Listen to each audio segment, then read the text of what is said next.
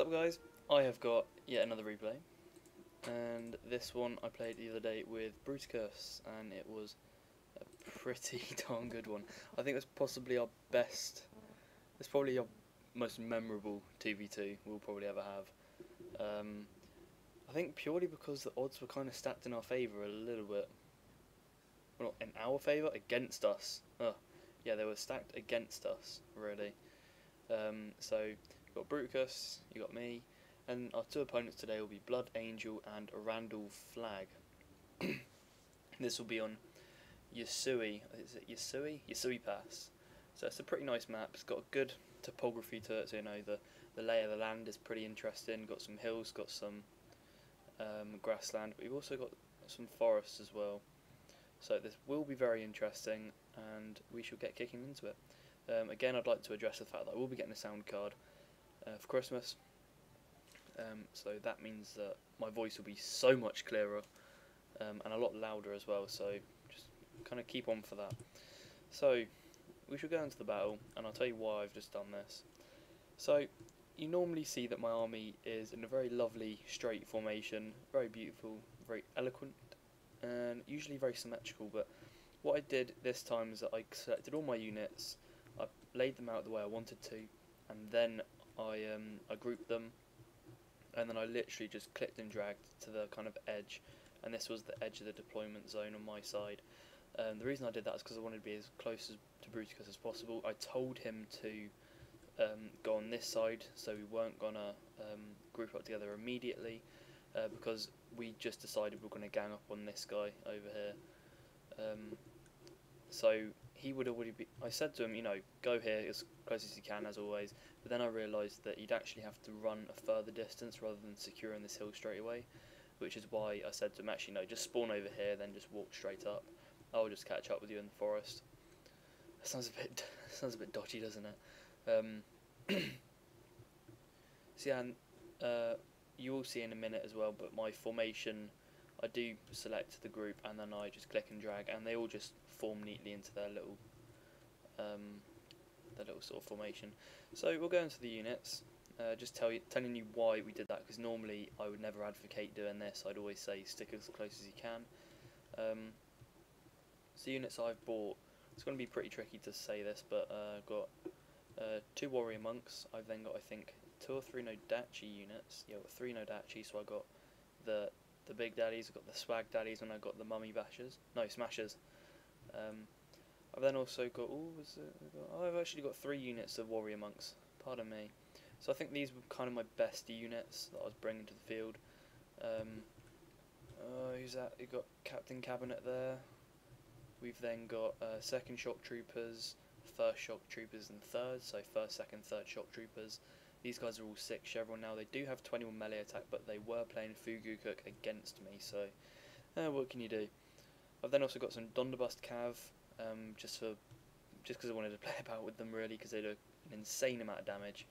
I've also got some heavy gunners, again, another insanely damagey sort of unit. Because me and Brooticus were over in Skype on this, and we said, you know what, we're just going to play as dicks, so we bought some really annoying cav. I've then also got, I think, my 4th hammer and my 2nd hammer. Yep, these guys are, again, well, these guys are 6 chevron, these ones are 4, but they've still got some crazy stats. I think these guys are just quicker. So over to Brooticus's army, he is packing some Yari cav, so 2 Yari cav. He's also got 2 bow cav. He's also got, he's got 3 bow cav, pardon me. He's got some Donderbust cav, and he's also got Brutesy, which is another piece of cavalry. So for his infantry, he's got some Nagi attendants up front, so 2 of those. He's got a 3rd one here, and another 4th one. I always say this is a good idea when going modern. You always want a chunky meat shield, and Nagi attendants are really cheap. This would have cost him about 800 koku for all of this, which is pretty decent when you consider how much it will save in the long run. So he's got 3 Nodachi, it looks like. I think he's also got 3 Katana Samurai. 4? He's got 4 Katana Samurai. He's got a Yari Shigara on either side. These guys are very nice and pink. And yeah, that's kind of just his army in general. I love the names he gives his guys. I mean, he's got Rockham, Shogun. What's other guys? These guys haven't even got names.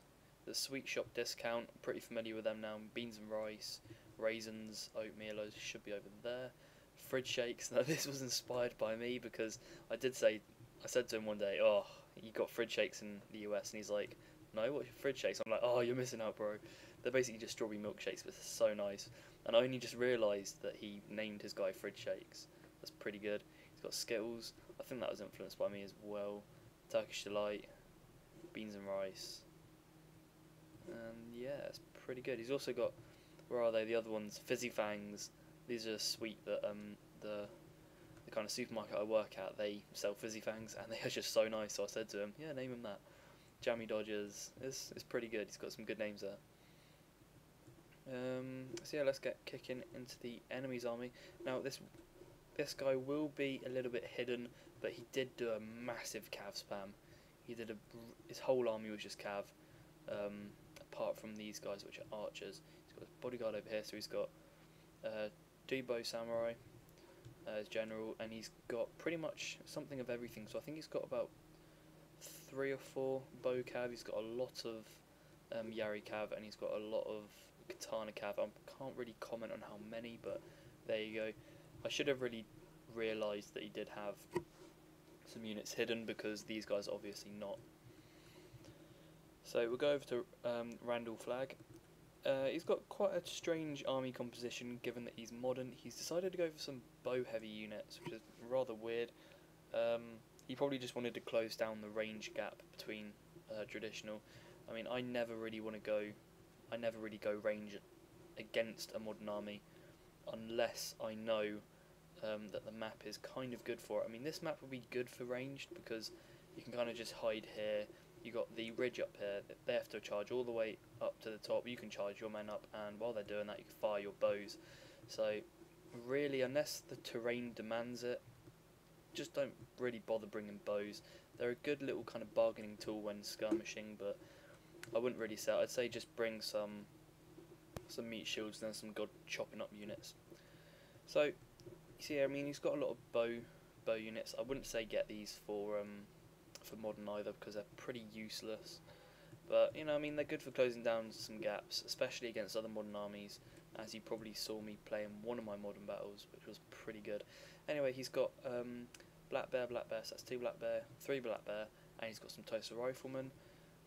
He's then also got some Yarikachi, so he's got 3 Yarikachi as well. He's then also fielding some Armstrong guns. These guys are incredibly annoying. Just artillery in general on the modern side are retardedly OP.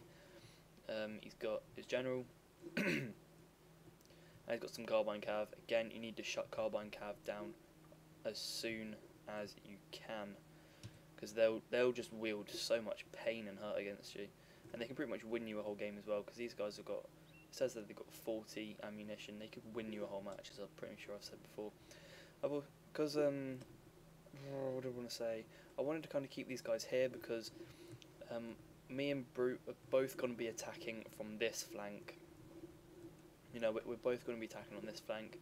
They're going to try and swing their army round, so I thought, you know what, it's best to kind of keep my cavalry where they are, even though at this point in the game we'll be studying our opponent's armies, figuring out what's the best thing to do, and yep, there you go. They've just now gone into their lovely formation, as I said they would. So we see that they've got a crap ton of cav. I begin to shit myself. He begins to shit himself. We both bring quite a bit of cav ourselves, but I don't want to support with my cavalry, even though they would do extremely well, because I know that they will come in handy later on. So I've got my Donderbust and my mounted gunners. They'll truck up alongside here.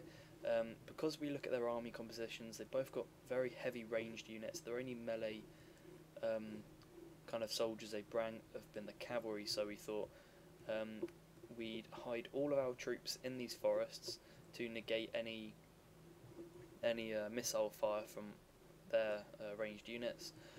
So always hide in forests whenever they've got, you know, a crap ton of ranged units compared to your guys. It's a very good idea, and also it would make their cavalry charges really awkward as well, having to try and charge through into forests.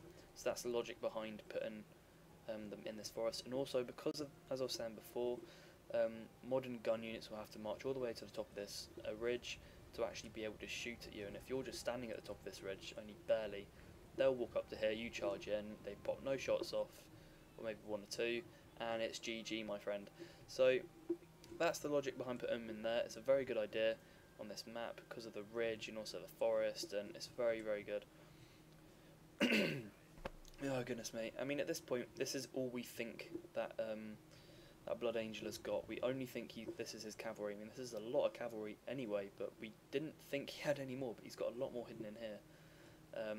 So I send up my mounted gunners. I pull them back immediately because Brute's kind of Yari cav wasn't there to support, so I pulled them back, but they slow down, and then for some reason, I don't know why I did this, I was looking at it from about this angle, and I told them to charge over here for some reason. Don't ask me why, it was a complete micro error. I think I just kind of had a mental breakdown or something, because, I mean, if I was fully conscious at the time of doing this, I wouldn't have done it. So then I charge in my Donderbus to try and get some kills, but even they then decide that they're no longer going to be ranged units, and they want to get some blood in their sword. A little bit of a euphemism there, but we shall keep it as it is. So these guys, the mounted gunners, are going to get destroyed. Brute's charged in his Yari cav. Again, I'd say the surface area is a good idea. I charge off my Donderbus. I go for his bow cav, but for some reason they charge in and then they decide to fire. So we'll see. Bang! A lot of blood. These guys are almost routed. If I were Brooticus, what I would have done is gotten this bow cav and I would have popped them into melee and pretty much just charged the carbine cav, because carbine cav is the only problem we have at the moment. You have to shut these down every opportunity you get in any game. That's absolutely pivotal. You can't just ignore these guys. You have to take them out. They're more important than any of these cavalry units, because in order to win with just these Yari cav and Katana cav, they have to get into melee with us, and we've got a crap ton of spears to negate that. Whereas carbine cav, they can just kite us all day. They've got 40 ammunition, they're not going to be running out soon, and they deal a lot of damage. So I did pull up my Donderbus cav, and I do take another shot at them, and now about 16 of them are down and out. As you can see there, they took out a lot of my men. See, I mean, just kind of focus on these guys, really, if I'm honest. I would also like to say Brooticus did an absolutely fantastic job here. He did sacrifice one of his bow cav, because both his bow cav are being chased after by this other little kind of, not little, should I say, this massive kind of spam of cav, which were charging after his bow units. And basically he sacrificed one of his bow units. He ordered one of his bow units to stay behind, take the charge while this one could get away safely. That is definitely a move that I do whenever I know that my bow cav are going to get chased down.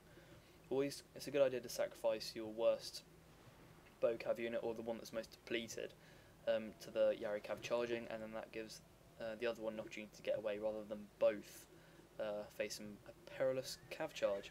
So we've pretty much just lost the cav engagement, but if I'm honest, for the price that they paid, I think we kind of actually came off pretty damn well, given that how much cavalry they have got. I mean, what did we lose? I think we lost 2 Donderbus cav, 2 Yari cav, a mounted gunner cav, and what was the other one? I think that was it. Yeah, that was it pretty much. So yeah, we kind of lost all of those cav units. Could have been used in a better way, but at the same time you have to kind of admit that this is a lot of cavalry compared to what we did have. We seem to have chunked them down quite considerably to half health. I think only a few of their units have really got a substantial amount of men left. Yeah, I mean, not one of these is untouched apart from this one over here looking smug, but I mean, that's pretty good going considering how worse off we were. So immediately this has put us into a negative position. At this point of the game I was thinking, no, I was just saying to Brute, nope, we've lost, we can't do this. Yeah, I mean, they completely out-cav us. As soon as we turn our backs on them, they're going to charge. These guys, you know, I mean, to actually get across to the enemy, it will take us a lifetime, and in that time they'll be probing us with loads of cavalry. you know, we pretty much lost this. This isn't going to go. And then as soon as we actually get to their army, they're going to start popping loads of shots off at us, which would deplete us even more. They'll cav charge from the back, and we've lost again, and it's going to be GG. So, I mean, we can't afford that. The only positive thing I could pull out with this is the fact that he's still got a bow cav left. He's continuing to kite, yeah, Randall Flagg's carbine cav, which is a very, very good idea. I told him you have to do this, because, I mean, if you can just get at least about 5 of these guys, you know, it'd be a big help, because carbine cav is incredibly overpowered. And what I did notice as well when looking over this replay, these guys have got 35 accuracy, yet they seem to they just get a ton of kills after every volley. These guys have got 80 accuracy, so, you know, I mean, these guys are packing, you know, just over double the accuracy of the carbine cav, yet these guys can't seem to get half as many hits as the carbine cav, which I think is really, really unfair. It kind of makes the accuracy stat really, really unreliable. I mean, if these guys have got below half the accuracy of the bow cav, yet they seem to get double the kills, it's a, you know, it just makes the accuracy non-compatible when comparing units, which I do think is very, very harsh. But yeah, I mean, that's one good thing I can draw out of it. We've still got a little bit of skirmishing power. It's not going to be very strong, but I mean, it's still something at least to hold them at bay. But the other trick up my sleeve, which I'm very proud about, is the fact that this Yari Cav is still hidden. And not only is this Yari Cav, but it's vetted up Yari Cav. These guys have got good melee, melee attack, good morale, and they've got a fantastic charge. These guys, if I'm honest, would probably devastate most of this cavalry over here if given a proper charge. If I had a good surface area, like if I was in the position of Brooticus and I managed to charge, I would get a lot of kills just from that. This was a fatal error by Blood Angel. He grouped his guys together. They weren't in loose formation. You know, I mean, they've got 20. Oh no, they've got 10. They've got about 30 units on 20. He could have easily won this engagement if he put them into loose formation.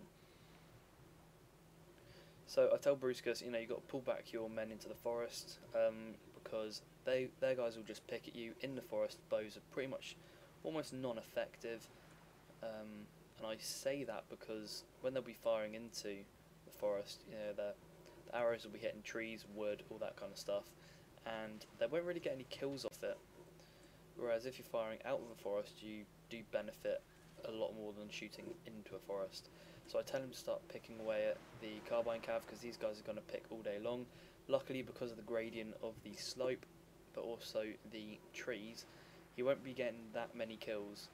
And even though he is getting kills, he's shooting into a meat shield, which is slightly silly, I will admit. So I mean, he just needs to kind of keep on shooting. I do tell him to charge forward his Naginata attendants. This is a bad idea. I shouldn't have told him to do that, because Randall Flagg was more than happy just to stand there shooting at Brooticus's meat shield, while Brooticus shot at him with his bow cav. So I probably would have said keep him there, because they did get about 3 kills. Yeah, they got about 3 kills there. So I mean, he was making headway. As I said, every single soldier in this little group counts. The carbine cav are they're kind of the lifeline to any modern army, I would say. I mean, if your whole army gets absolutely decimated, you still have carbine cav to clean up, and they can just kite all day. Especially a traditional army, they can just absolutely destroy. I mean, I haven't really vetted up my modern army very much, but I assume there must be some sort of cap on gun cavalry. If there isn't, there definitely should be. I can't stress that enough. There definitely should be some sort of cap, because they're just so overpowered. Got the cavalry over here. This is a lot of cav, and I was freaking out when I saw this, because I mean, we didn't bring half as much cav. We actually, no, we kind of did bring a lot of cav, but not melee cav. So we're hidden in this forest. Nothing is really going on. We're waiting. And at about this point, I think one of the opponents does say to us in the chat, "It's okay," and we're like, "What's okay?" You know, just kind of thinking. And then he put "to be gay," so it's okay to be gay. Basically, he's calling us campers. But to be honest with you, I couldn't give a shit. If I'm perfectly honest, I couldn't care less. As I said before, in Battle 12, people wonder why you play the way you do. It's because you're forced to play the way you do. We have got no other option but to stay in this forest with a ridgeline protecting us, kind of new boxing ourselves in a little bit. We've got no other option but to do this. You know, they've got a lot of ranged units. Their gun units are going to absolutely tear us up in open fields. Not to mention, while we're charging across those open fields, his cavalry will attack from behind. So really, we haven't got much other option than to make the engagement as awkward as we can. To be honest, I was thinking this is a lost cause. I really didn't think at this point that anything really worthwhile would happen. The only kind of good thing at the moment, I'd say, was that this cavalry was here. I was kind of hoping that I could charge my guys round and hit his general, because I always do that with my cavalry, very good cavalry anyway. I always try and target the generals as much as I can in any game, because you kill the general, the rest of the army will normally crumble pretty quickly in a short engagement. Oh, I can't even remember what I wanted to say. Oh, that was it. The modern armies. So, as you can see, we are pretty much camping. I know we shouldn't really do this, but as I said, you're kind of forced to play the way you do. I'd say if you're traditional against modern, camp. That is all I would say. Actually camp, because, and I'll tell you why. Modern players expect to go into a modern v traditional to play defensive. That's why they've chosen modern. They want to play defensive. Their units are really, they're not versatile at all. They have to be in a locked formation to be able to fire. If there's one little cricket in their formation, all of their units, for some reason, just in the programming, in the game mechanics, they won't fire. So they have to play defensive. They can't be mobile. So they go into these sorts of battles expecting to play defensive, which is why he did call us gay, pretty much. Hidden units been discovered. Don't worry, guys, it's not these, it's over there. So yeah, I mean, these guys expect to play defensively because they're modern. Don't do that. If you're going to be traditional against modern, you play defensive. Let them come to you, and then when they're out of formation, like, I don't know, like this for example, then attack them. Just go all out, and it'll really annoy them because they haven't got any shots off, or they got a few shots off, and they will call you gay, like the gentleman did here. So that's definitely a good tip for traditional players. Play defensive, because they're going to expect to be playing defensive. You try and play defensive. Try and play to what the enemy is not going to expect. If they want to play defensively, you play defensively. If they want to play offensively, you go offense as well. It's definitely a good idea, especially with modern, because obviously, as I said, they're not versatile at all. They can't be mobile unless they've got carbine cav, and it's really going to help. So at the moment, they're kind of beginning to box us in. I've held off my cavalry as long as I can. It's just so tempting to either, because there's so many good targets I could pretty much just target. I could target his Armstrong guns, and they'd be pretty much useless because they haven't fired a shot yet. I could target his general. I could target the back lines of all of his army. You know, there's a lot of high-profile sort of stuff going on here. But I mean, yeah. What I'd say about the defensive side, if they've brought cannons and they've unlimbered their cannons from the off, you know, from the start of the game, then you know they're going to be playing defensive, and forcing him to move his cannons from over here, like over there, to over here, that has taken him all this time to do that. So I mean, while they're unlimbered, you can charge in with cavalry, and they pretty much just wasted well over 1,000 koku on cannons. They're going to be firing shrapnel, and they fire the shrapnel at my general, and that was devastating. Took out 9 of Captain Cabinet's men. That's incredibly lucky that I didn't kill Captain Cabinet himself. So I moved my general straight away, because obviously generals cannot be hidden. Even in forest, generals aren't hidden for some reason. I suppose that's kind of a good idea, but there's also another good thing to bear in mind, is that we decided to keep in our units in the forest, which means they are hidden, which means the enemy is still, although they saw them at the beginning, they would have forgotten what we actually brang, and it will be hard for them to kind of plan ahead. So he's going to continue to barrage me with his Armstrong guns. These guys are very accurate. I was actually very lucky that Captain Cabinet didn't die in that engagement with the Armstrong guns, because many a time have I played in the campaign and I've pretty much killed enemy generals of the CPU with just one cannon shot. It's been ridiculous. So I say to Brooticus over Skype, okay, now's your time, charge, just go all in, balls deep. We have to get in, we have to take these gun units out. Don't care about the archers, because archers are crap on modern armies. So, oh crap, he gets off a volley, he's still shooting at me with everything. His cavalry is still bewildered, they'll be charging momentarily, and I get his Tyser riflemen. Now this wasn't good of me to get the surface area, but it was basically a do now or don't do it, so I had to just charge them straight in. I didn't have any time to do anything. These guys off the bat, they lose 30 men. These guys are going to be charging in, the cavalry, because they're completely out of position. So I mess up that Tyser rifleman, mess up the formation. They only get about one volley off, and my katana troops will be descending on them. I then charge the cavalry back into his general. My Yari Cav then act as some sort of virus. They move from the Black Bear infantry. Once the Black Bear infantry are engaged in fights, then they move on to the other Black Bear infantry. This is a good move to do whenever you're faced with a lot of gun units but only a small amount of cav.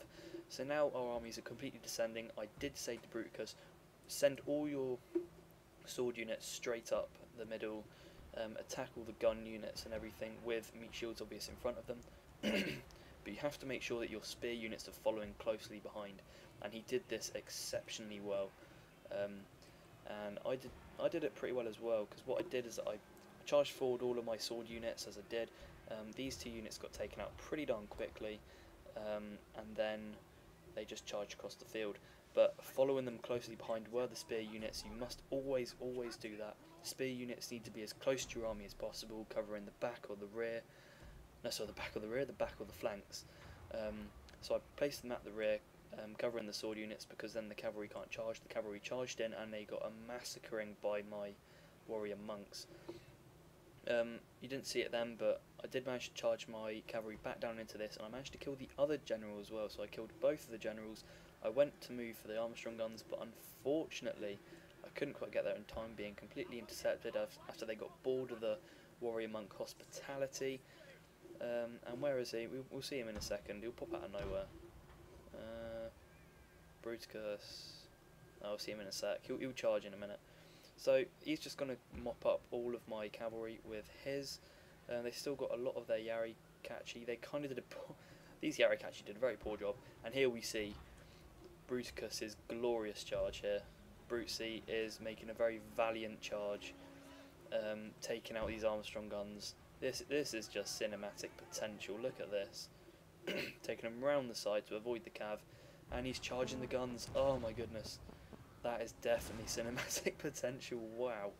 So that was a very, very heroic move by Brooticus. I do love that.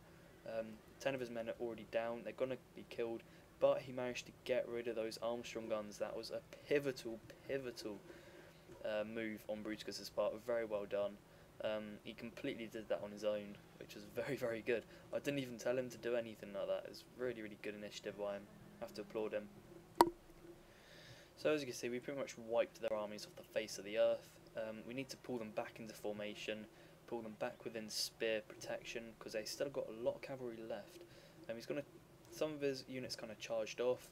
These guys, you just need to keep on charging. I mean, these guys already got their backs turned. If you turn your backs, they're gonna turn back around and start shooting at you. So I'd say just keep on chasing them. But he did do a pretty good job. And over here, I would say don't do this. You need to pull them straight back in this forest, because you can't chase carbine cav or any other ranged cavalry for that matter. So these guys are pretty much broken. They will. I don't think they shatter, but no, they won't shatter. But I mean, still it doesn't matter, because they're Bokachi are pretty darn awful. So what's going on over here? Oh, nothing's really going on over here. They just put into the weird spiky formation. As I said before, you don't really want this kind of formation unless you want to break a thin line of spears, which he has got this correct, because I mean, if he charged in all of his cavalry now, this would be an excellent move.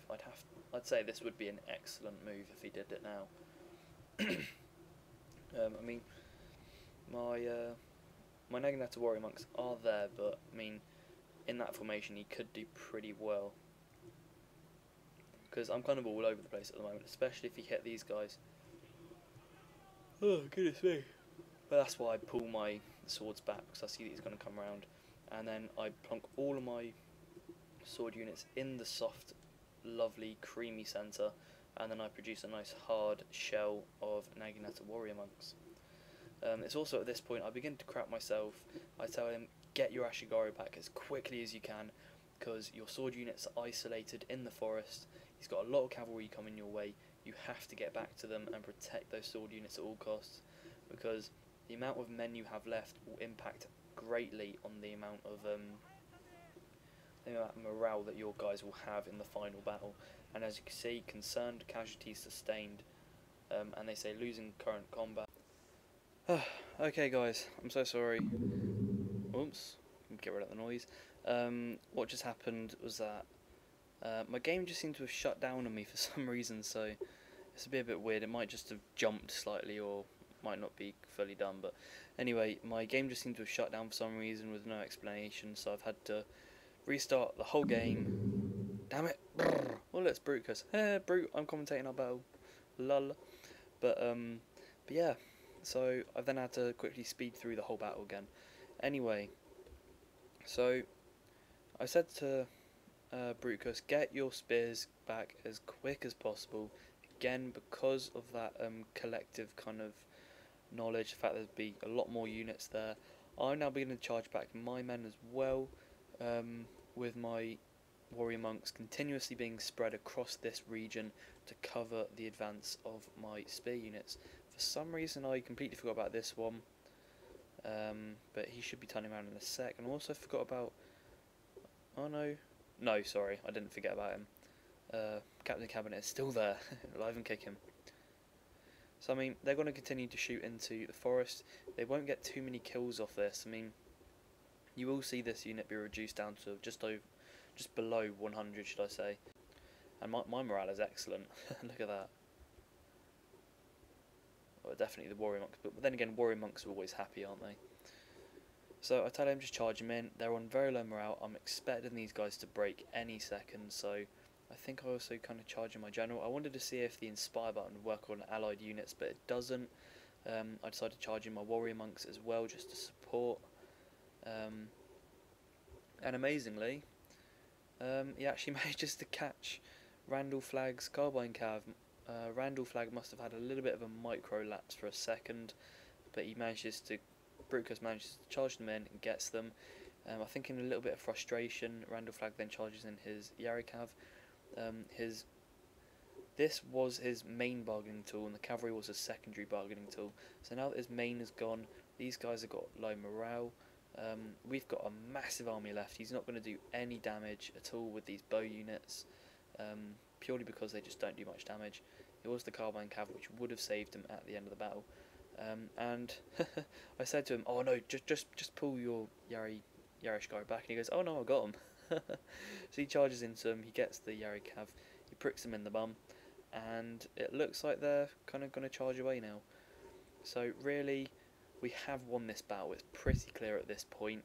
We've got so many men left. I calculated about, I think, 1,000 men left we had, compared to a few archers and a few bits of cavalry. He did also send down his... Oh, okay, so I think... I'm not entirely sure how this all worked out, but I think Brooticus's guys just fled randomly, yeah. And but they also managed to get his bowcatchy. But I think the Yari cav over here just charged down. So I mean, I'm going to try and charge up my sword units, try and take care of these bowcatchy. But then he begins to pull around his Yari cav, even katana cav. What was katana cav? But what can be good is that if they've got to this stage, normally if one unit breaks, no matter where their other units are on the battlefield, normally they'll break. These guys for some reason begin to morale shock. They get shattered on either side, then one bow unit gets shattered, then the other, and then this one over here, and we have won miraculously. I was not expecting to win that at all. We actually ended up in the same position we've been all game. I think it was just the sheer kind of weight we had there, and as you can see, we did begin to new box ourselves in. Wow, what a 2v2. That'll probably be living in memory for quite a while. Tips I'd give for that though. Play defensively if you're going to be traditional against modern, because they will go into a match expecting you to charge them. I mean, it's always nice to bring a meat shield anyway, just to soak up those hits, make them come to you, get them out of position, then charge in. It's good to hide your cavalry, hit them from behind, disrupt their formation and their firing line while you advance your main army. Also, ninjas are another good technique to doing that to modern armies as well. I usually kind of use ninjas more often though. Another good idea to keep in mind was cavalry. Prioritise what you're going to hit. So, do you want to take out, I mean, is their artillery doing a lot of damage to you? Take them out. Have they got a high morale? Or even if they've got a very low morale, take out the generals by all means. Do you want to make a nice easy advance for your main army? Charge in your cavalry at the kind of gun units. All kind of good ideas, good high priority targets to take down with cavalry. Don't just waste them. Cavalry normally gets absolutely annihilated because they go in doing these little tactical missions. I don't really use them too much for hammer and anvils, although when I do get the opportunity I will after I've done my prioritising. So here are the stats. Yeah, this is pretty good. And we lost combined 1700. Not even 8. No, we lost more, 1800. Sorry, should I say? So we did have about my army left, about 1,300 left, and we pretty much destroyed, I think, almost all of their army. Not entirely sure. Some quick maths. That'd be about 1,000. But yeah, we killed about 1,800 of their men, so it's a good sizable amount of the soldiers. Kills. Yarikav did very well, even though the Donderbus weren't alive for that long. They still got 100 kills, which is very, very nice. Warrior Monks got kills off the cavalry charge. Blood Angel, again, this was the guy I think you just kind of cav spammed with, I think 2 bow units. So they're looking pretty even. You got Brooticus, his Turkish Delight did very well.